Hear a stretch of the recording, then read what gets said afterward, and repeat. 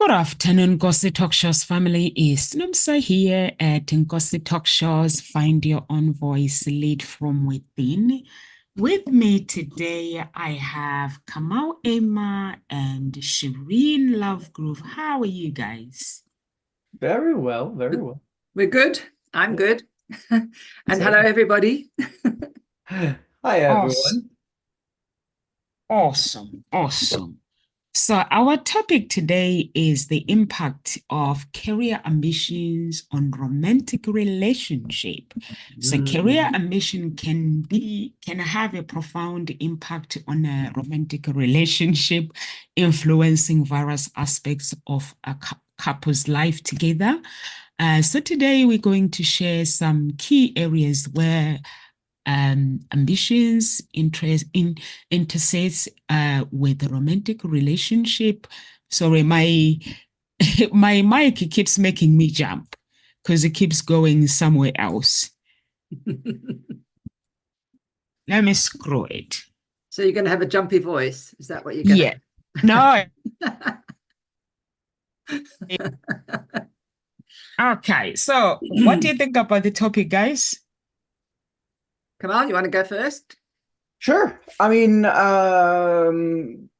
We've spoken several times about relationships, right? And they all have everything that we do in a relationship has a certain impact on it. Mm. Whether it's how we communicate with each other, whether it's how we handle disagreements or agreements, how we if and how and what we compromise, um, the values that we have, whether they're shared or not. And on top of all of that, I mean, the values, I believe the idea or how we want to see our future together in a relationship, it includes the leisure time, it includes the whether we want children or not, whether we can have children or not. It also includes career, if one person is more career oriented or more ambitious than the other one, and whether or not we're willing to grow together as a team. And so all of these have a great impact. And I believe the ambition part and the career path is quite a it's a tipping point in a relationship, I have to say. Yeah. Um, right, Shireen, what do you think? I mean, Yeah, I mean, I'm just really thinking about the number of, when people come together, yeah, they don't necessarily in consciousness think about all these things, right? correct, correct, correct. They forget that we are always in evolution. We're in a state of evolution all the time. And I suppose what I was thinking about is, when you often most relationships start when you're younger. And so you haven't necessarily got your dreams, or you haven't got everything fixed in a sense of where your path is and how you want it to be.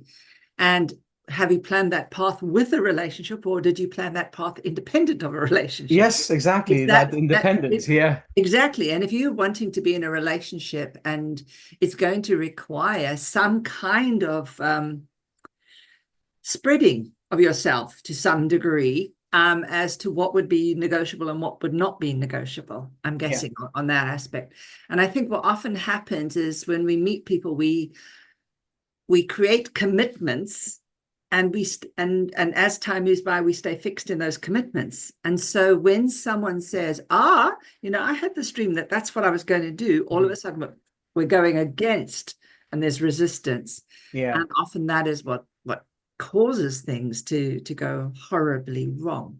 And you said it quite right, like before you get into a relationship, but you have your own plans, you have your own ambition, you have Yeah. your own path that you set for yourself. And then somebody comes along and they say like, no, no, no, you're not going to do that. You're going to be doing this.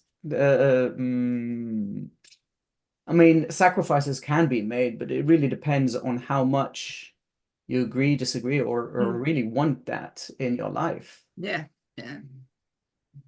I don't know. I mean, we all have these dreams at certain points, and a relationship that comes into the picture, it's not necessarily the priority at that stage, especially if you're a career ambitious person.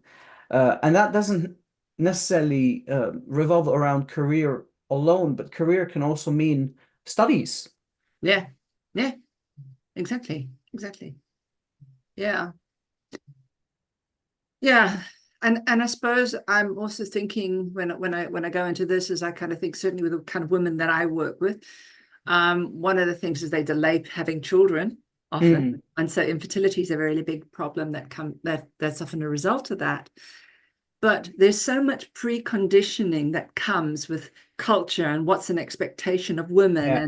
and all of that. And although we are moving and evolving, a lot of that is still there, right? Yes. I mean, I did a post today just about the simple thing of, someone having a cesarean section, and Mm, how people are kind of suggesting, no, you shouldn't be having that if you do it as an elected Caesar. So it's really interesting how culture, when we have a conversation, that culture comes in, right?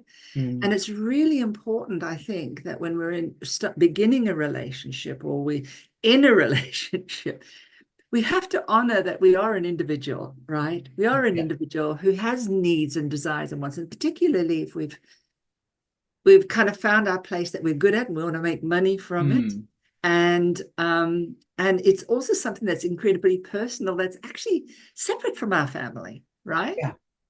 And I think a lot of people they start to get guilt tripped into, particularly women get guilt tripped into not going and following their career, because then they're selfish. They don't care about their children, and a lot of pressure is laid on them. So they often hold off on their dreams. Um,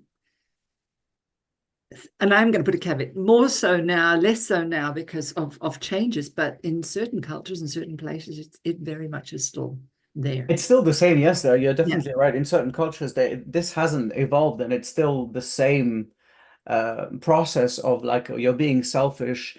Even though I see, um, it's a fun question that I like asking just to see how people react to it. But I ask people that haven't had children, that want to have children, I ask them, why do you want to have children? And Yeah. it's an extremely rare possibility to find somebody that can come up with an answer that is unselfish. Yeah. Um, because oh, I want to stay with my partner, I want to raise a family, and all of that. This is also selfishness, but then they don't realize the impact that it will have, as we're talking now about that in their career, and yet they're making the conscious choice of choosing to make a family, and then they get upset because they took care of the family and they didn't follow their career. And so all of these questions have to be, as you were mentioning, they have to be discussed. And I would say in the early stages of a Yeah. relationship, Mm. so that we kind of have to know where we're going to, if we're going to move together for the next 5 years, let's say. And it's kind of, it is a contract. I mean, marriage is a contract. Mm. And so in that contract, we have to lay down the foundation and the rules and the boundaries that we're going to decide on. Relationship should not be having rules, Kamal. Well, there are certain rules that we do Now, follow principles, you uncon can like have principles, but if you have rules in a relationship, that destroys a person. For me, I don't believe in having rules, but I believe in having principles in a Mm. relationship. That okay, so these are the how do principles. you consider how do you consider or what is your definition of the principles? Let's put it this way.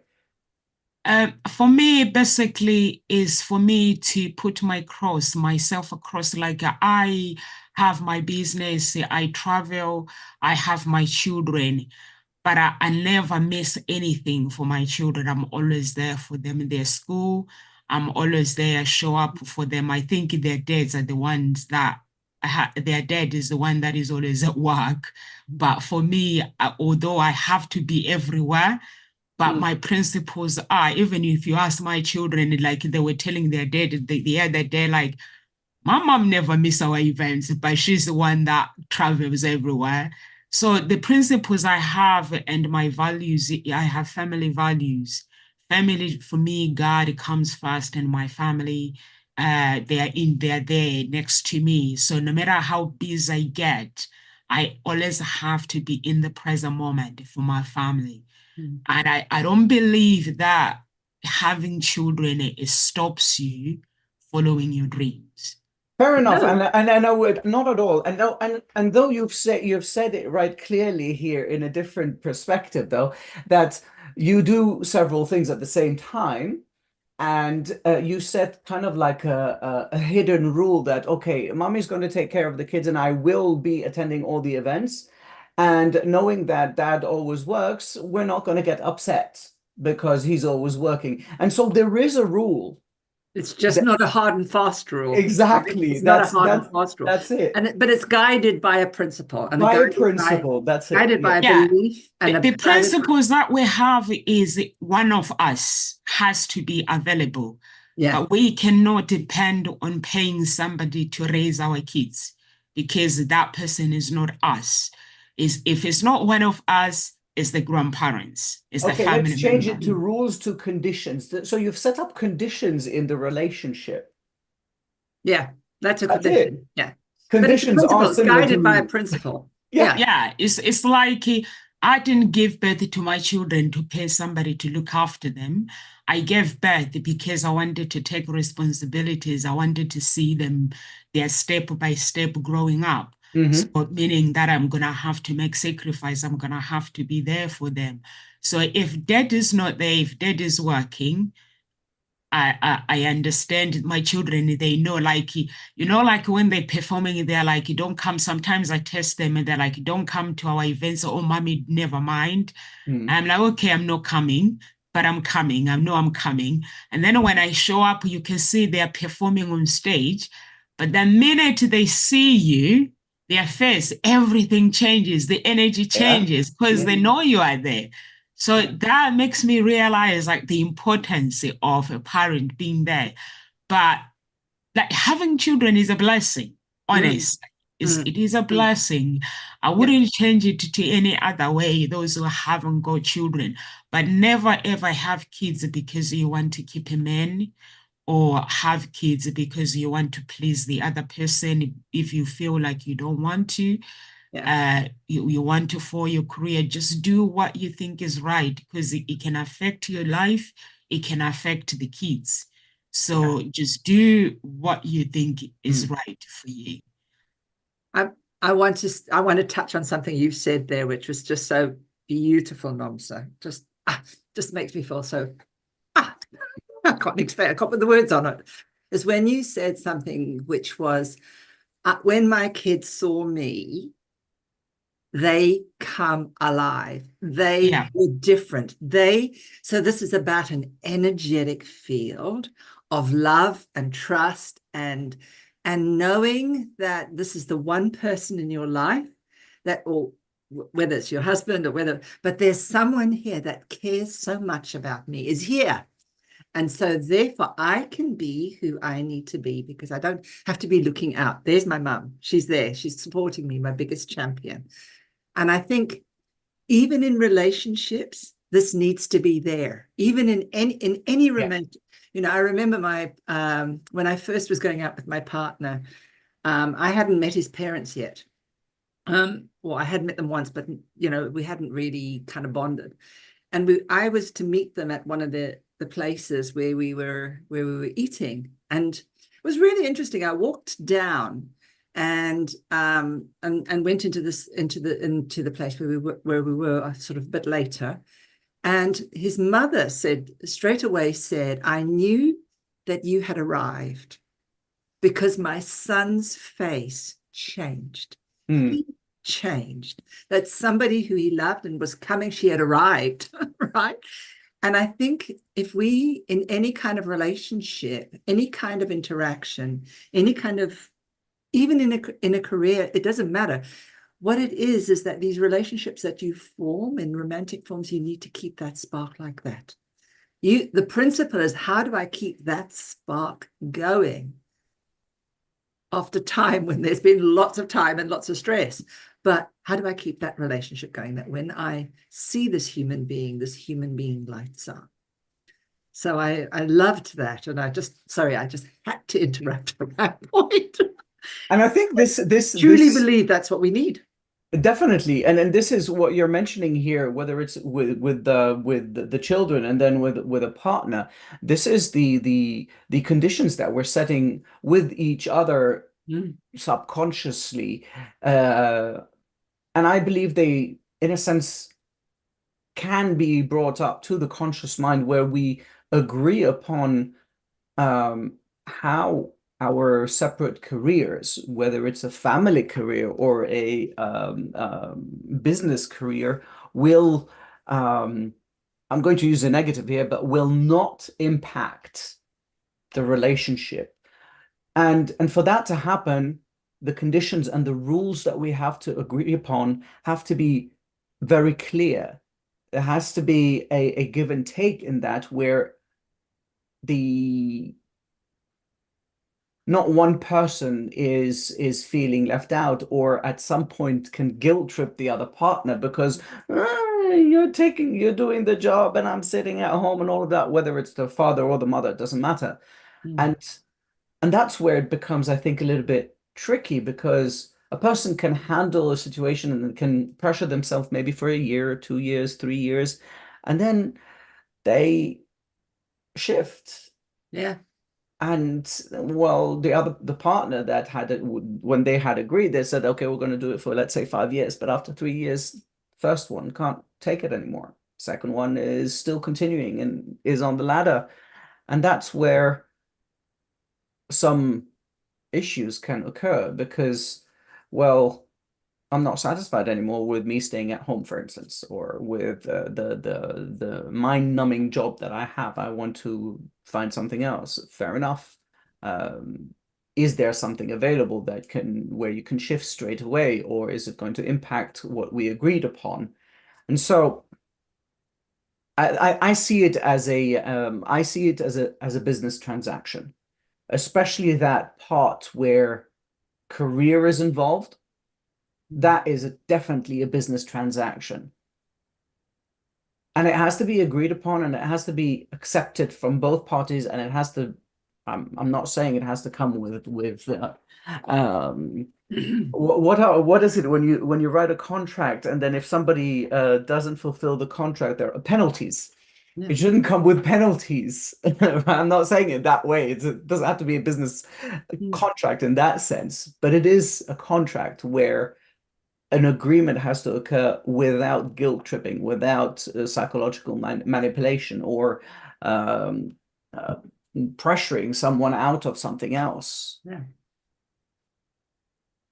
I love that. But for me, the one thing that I believe in a relationship, like, like Shireen says, your spouse's mom that just saw this smiley.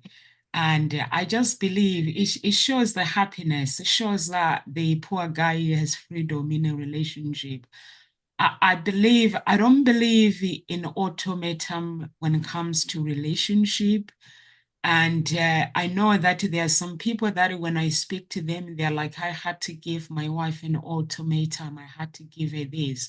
So I'm like, you can't give somebody an ultimatum. You have to have freedom in a relationship.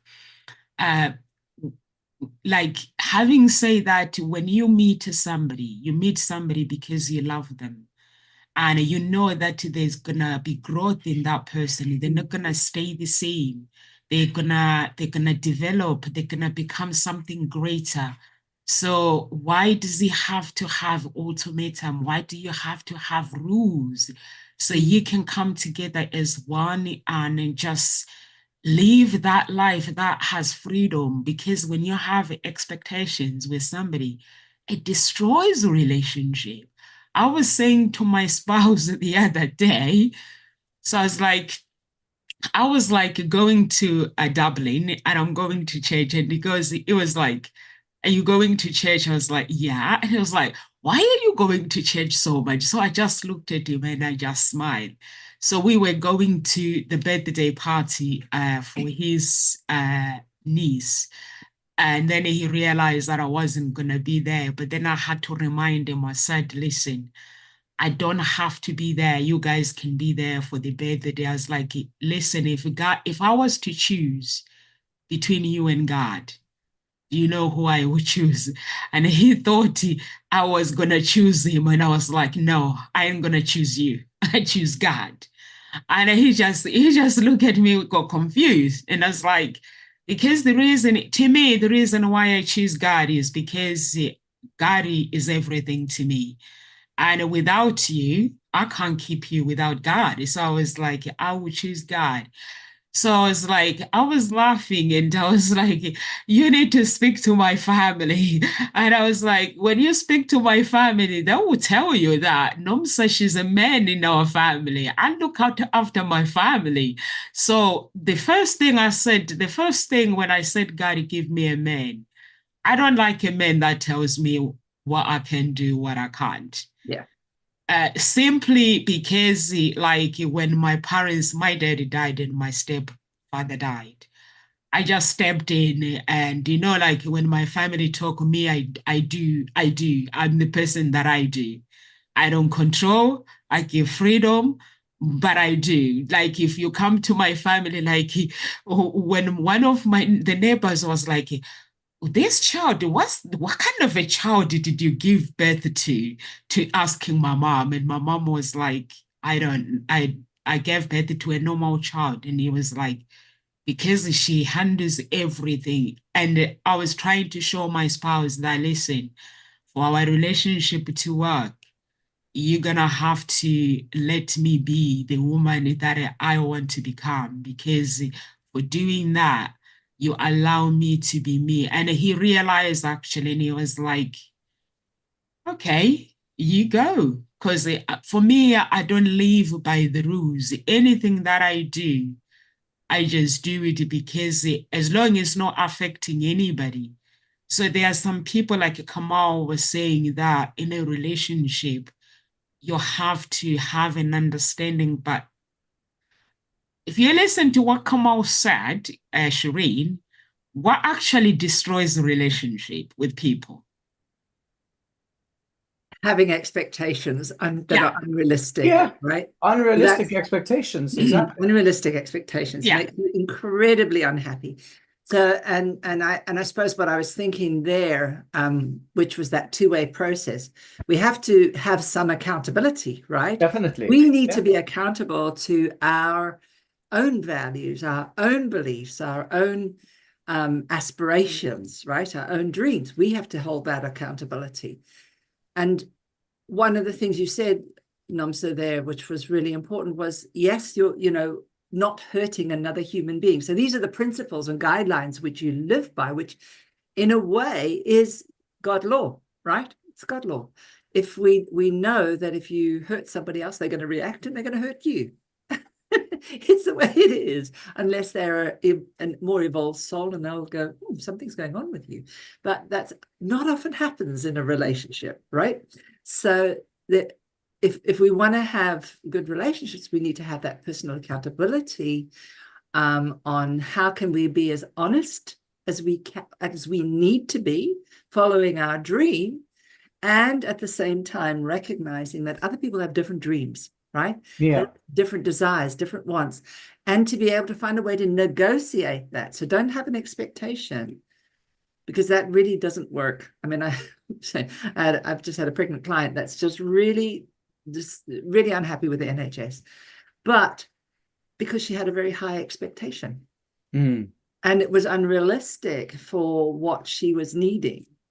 So that caused a lot of anxiety for a long time, until she kind of came to this thing, oh, maybe my expectations are not realistic, right?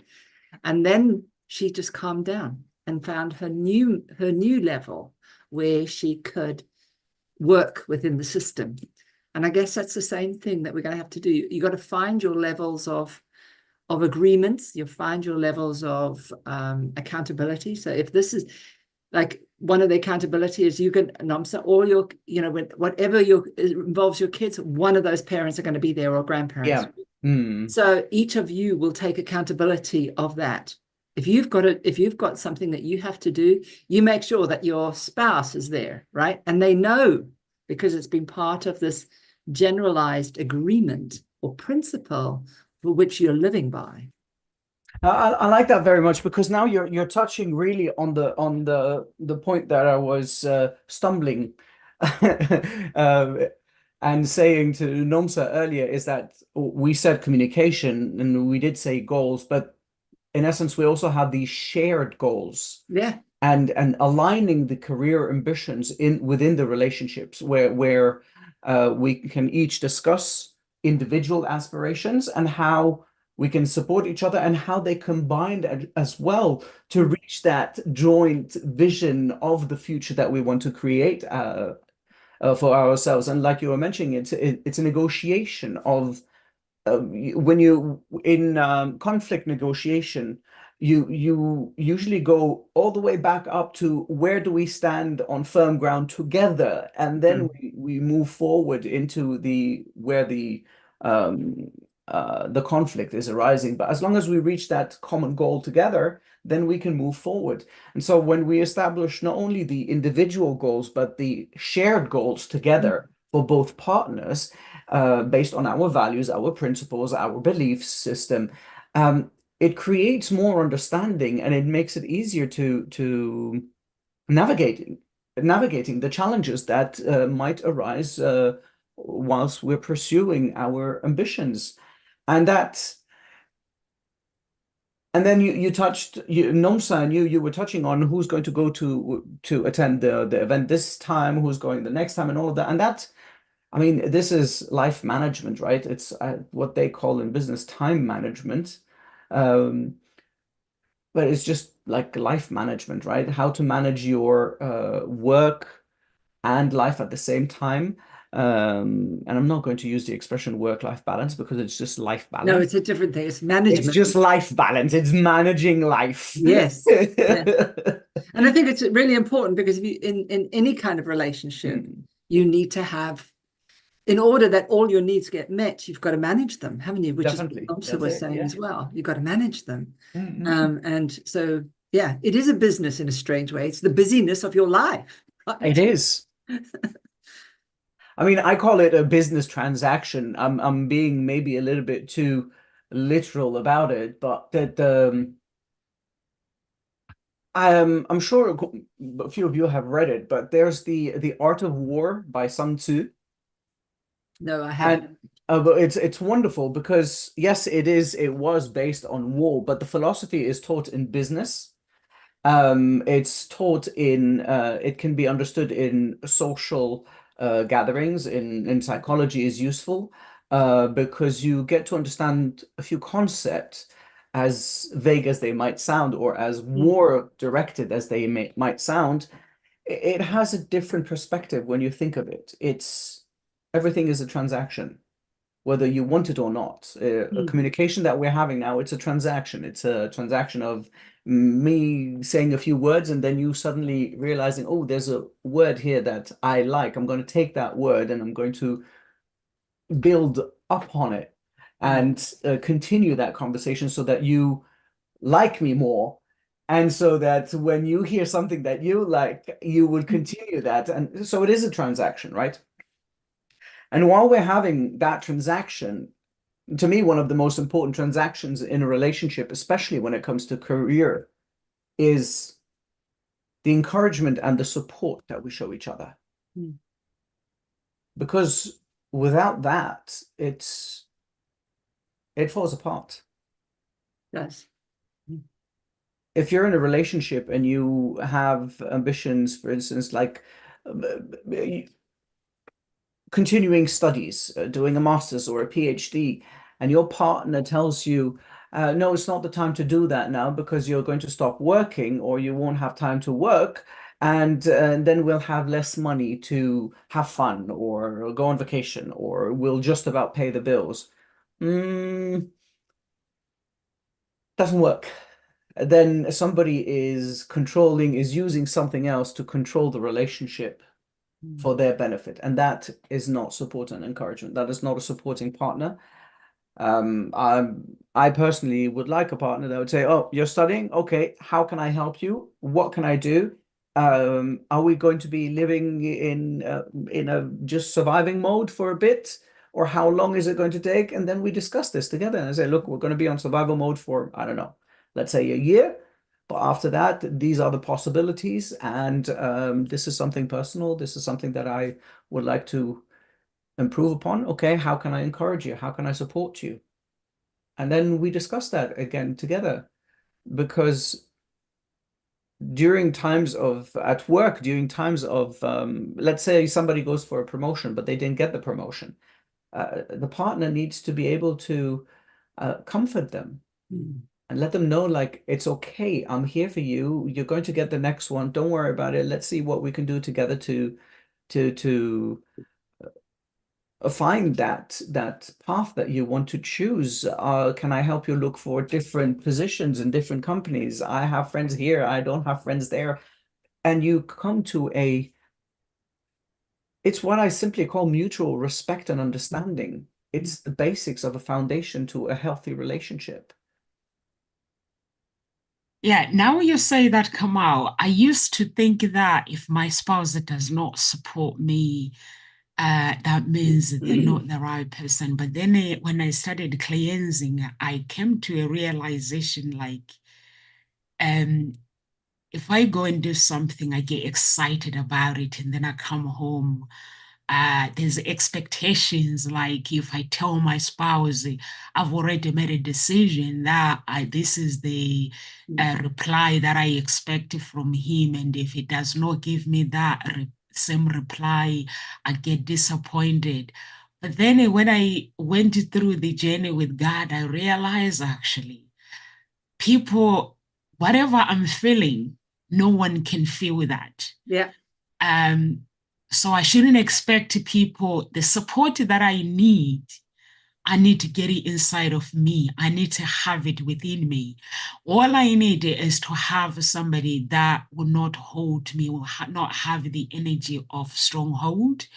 So when I come, everything that I do now, if I tell my spouse and if I don't get the reaction that I desire, I still love him. I still wish him well. But there's this desire for me wanting more of my life. And I realize that even myself, there are people that I've let down unknowingly. So I'm realizing that we're not perfect. So instead of me expecting somebody to give me what I want, I just get it from me and I get it from God.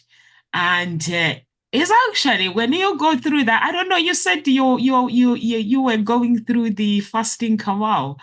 It's amazing, actually, Shireen, when you actually go through that energy where it's like when you ask somebody, can you do something for me? And they're like, no, I can't do it.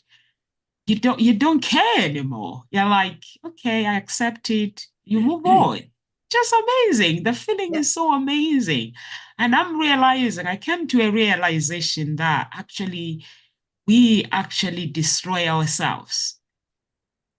We actually put a hold on ourselves because we want that person to say the words that you're good, you can do this, you're beautiful, you can do this. You don't support me, you're no longer a good person. But No, but actually, it's not completely to that extreme, Nomsa. The support that I'm talking about is based on the communication and the agreement that we had prior to going through the career path or the ambition that we want. Now, you cannot have an agreement with somebody come out about their career path. The reason why is people change all the time.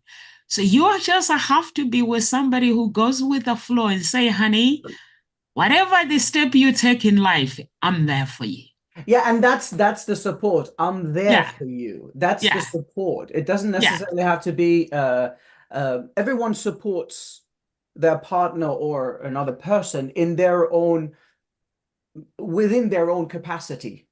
Yeah. yeah, Some have words, some have like, oh, it's okay. Others have find solutions. And like Shireen was saying, expectations is the worst thing. Like, what was it? I don't remember who said that, but don't have expectations because you'll only get disappointments. So the less expectations you have, the less disappointments you get in life.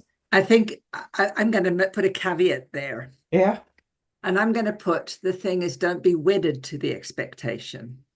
So there's a very big difference. I think we should have expectations. I think we should have expectations of how we try and address things. So if we have an expectation that something's going to be nice, if we work towards it, then that's a good expectation, right? Because expectation sits then as an inner desire. But we mustn't be attached to it that at the end of it, if we don't get it, we need to be able to go, oh, that's interesting. Yeah. What did I miss? What went Exactly. on? Yeah. Okay. Yeah, that's it. So don't be wedded to the expectation. But I think we are predicting, our brain is a predictor. Part of memory, I put an article in yesterday about memory, is we use memory in order to project into the future so that is a part of an expectation we're putting there. But it's about that link that we attach to it. So I think that's really important that, as Namsa said, and you've also added into, is that if you are working from the inside out, right? If you have that deep understanding that I don't need to rely on them to bump me up. It's nice if they do, but they don't need to be there to bump me up.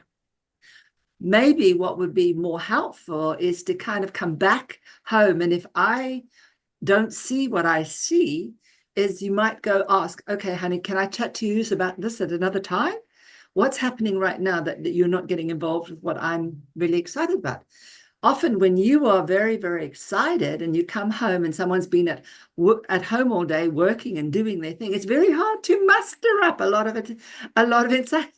enthusiasm for them, right? Yeah. It needs you to come to a space where you feel resourced so that that mismatch is not so big, right? So when you're resourced, you feel complete in yourself, and then you can go forward and be excited for somebody else.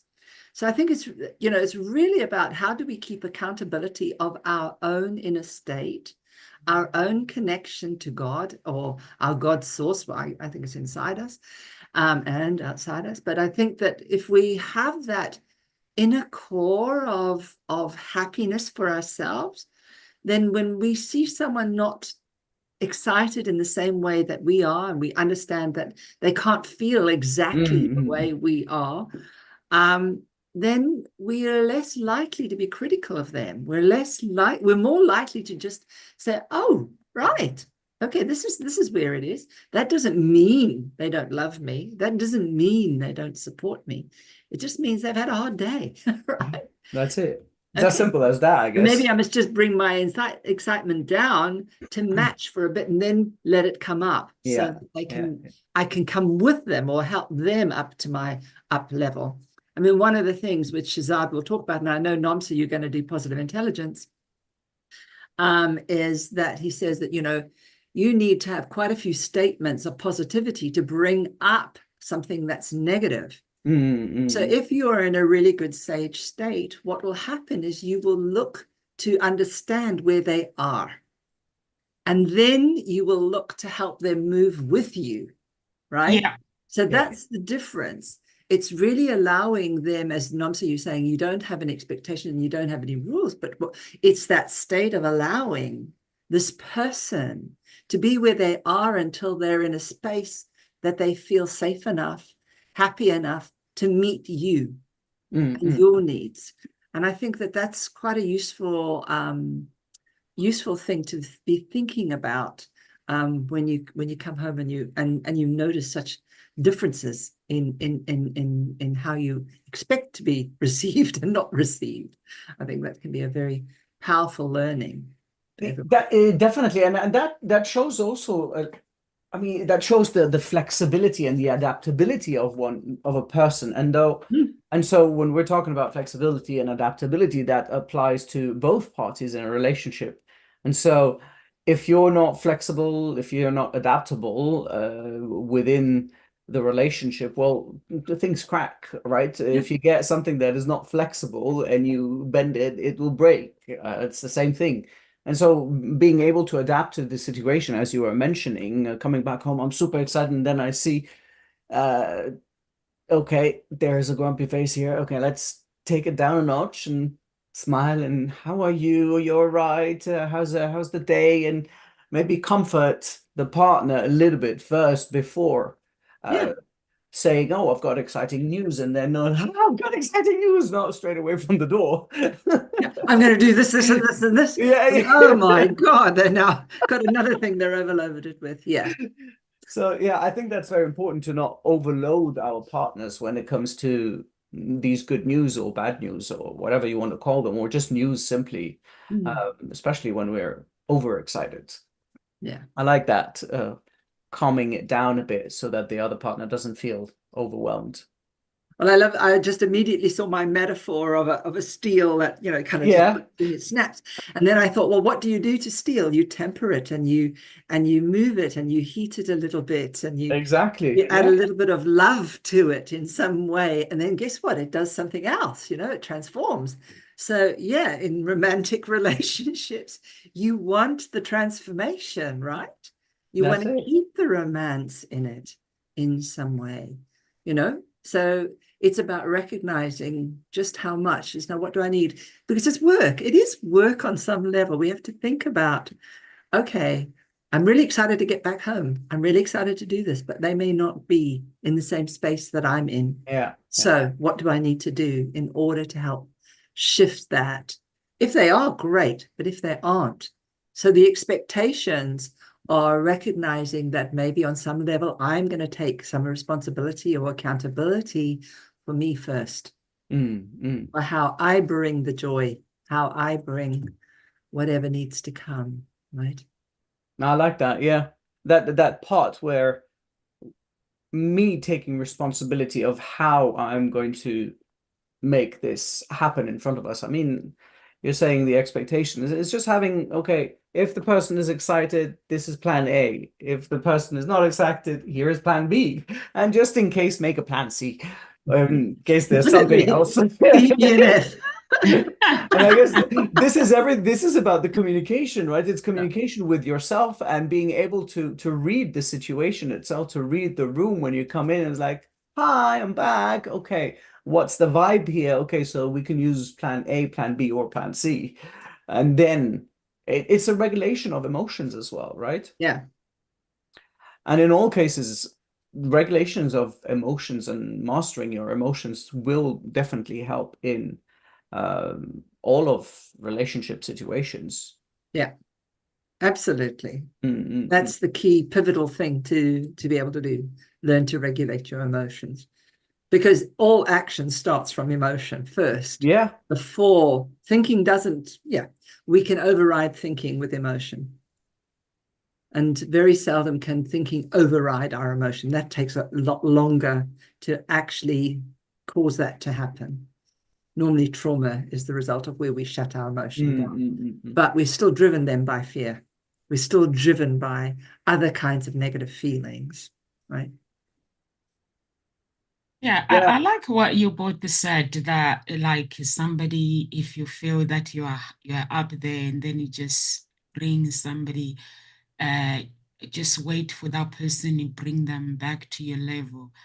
I've seen people, I think most the what destroys relationship is the other person who will just go with the confidence, they'll go up and then the other person they're down and then instead of accommodating the other person and that person they just go to you know Yeah. what they go cocky and but for me I am aware like at home I'm aware that my confidence is not in the same level with my family so I always try to help them or sometimes I know where to bring them where I can meet them halfway so they feel at home where they don't feel like oh we don't fit in here so I always make sure about my children my youngest one she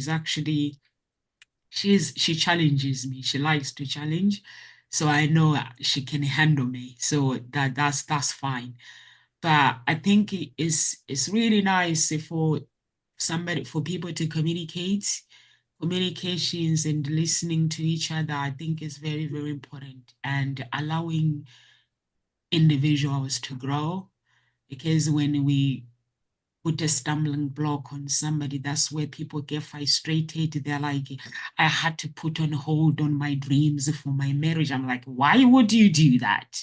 Just because you marry somebody does not mean you cannot do it, what the things that you want to do. For me, I have things, Shireen, I have the principles that I will always do what I want to do. But if you need me, you say we go out, I cancel my plans. I'm available. So anything that my children want to do, they know that I'll accommodate them, or my spouse. He knows that I'll accommodate everything because they're my family.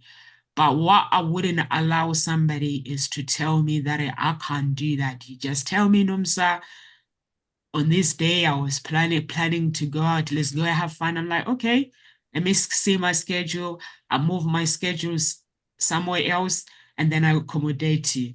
But you can't put your dreams on hold because you've got kids. Me in this house is a mad house.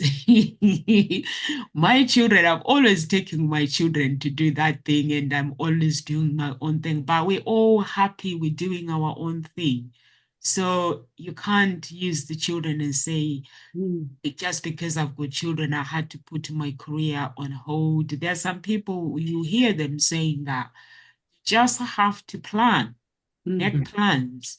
It works, balance everything. Works.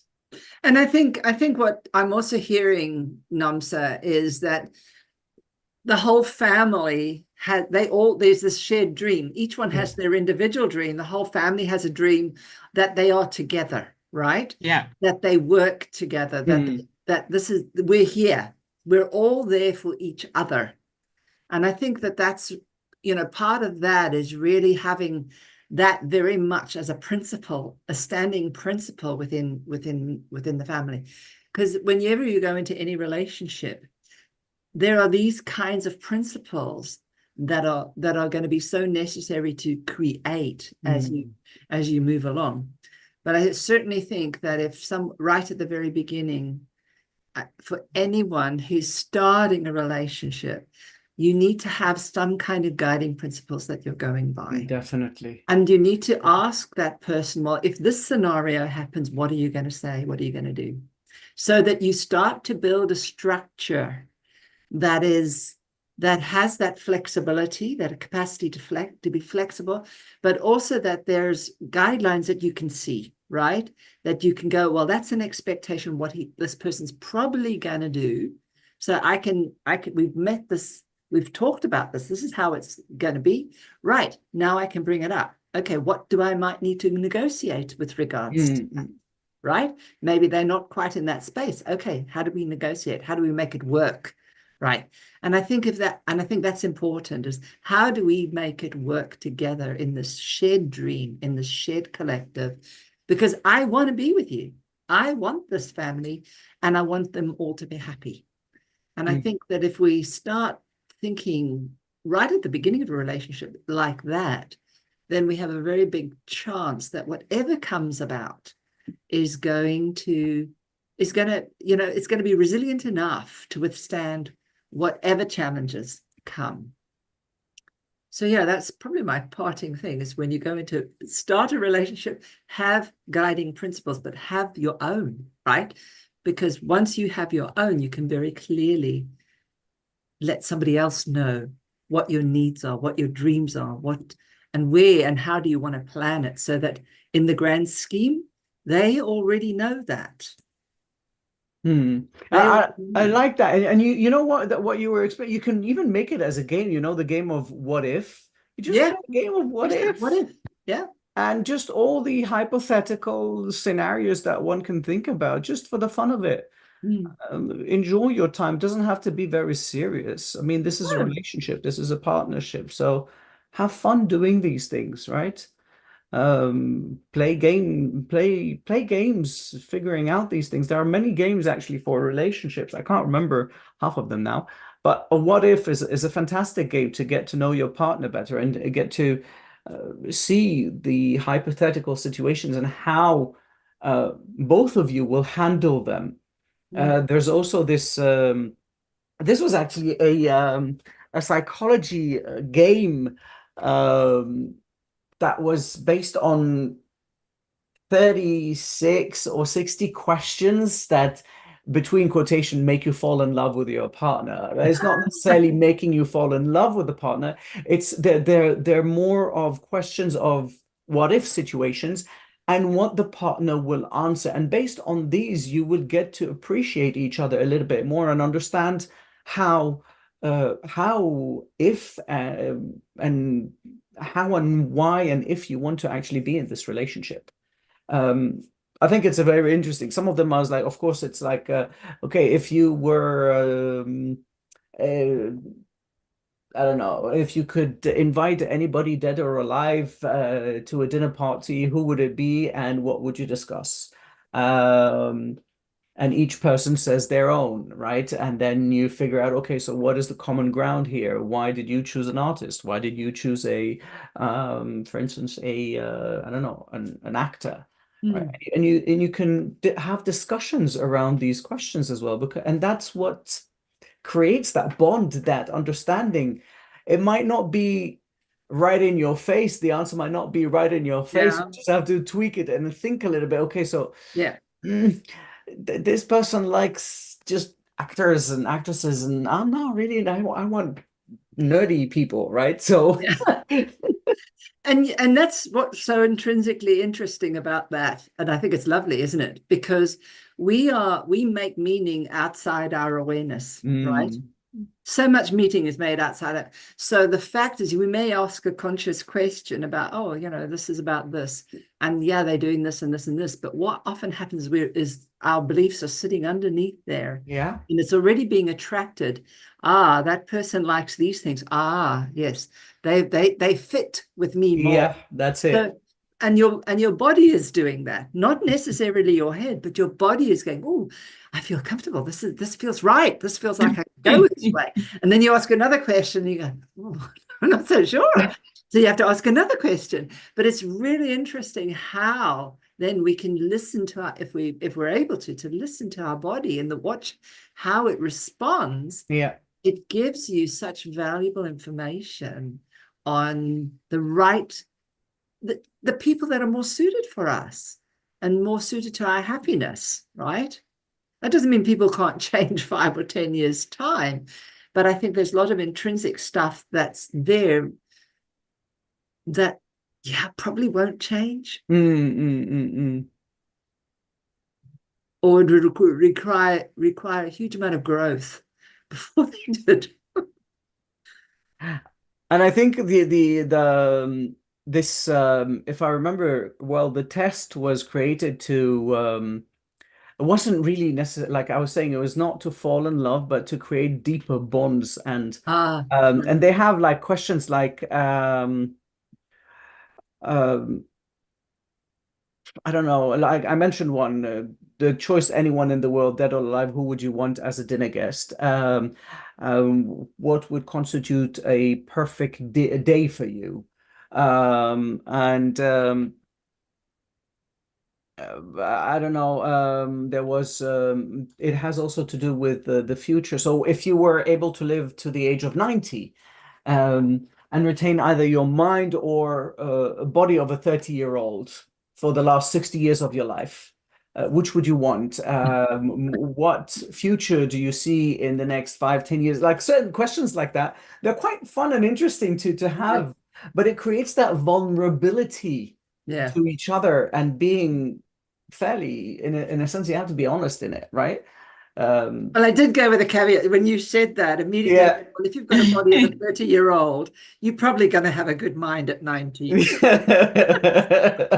of course that part of me comes and kicks in. I'm only joking, but yeah, it's really interesting. So, but even just the fact that that's where my mind went. Yeah. Something that would show someone that, I'm not necessarily, I do think about these things cross-laterally, right?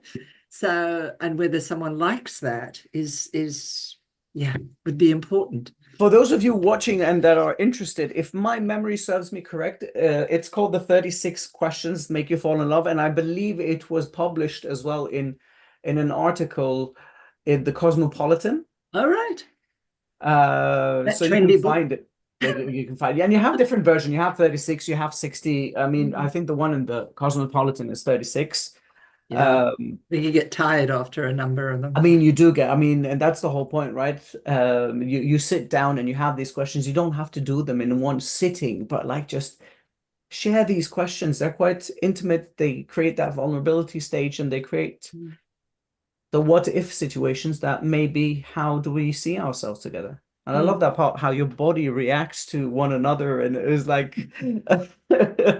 it's true. It's true. Yeah. Yeah.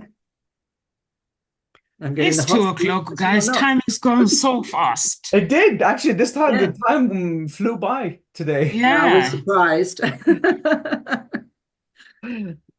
So any words of encouragement, guys? Well, I think I've had my bit of wisdom that I said is, you know, plan beforehand and have that shared commitment. So, yeah.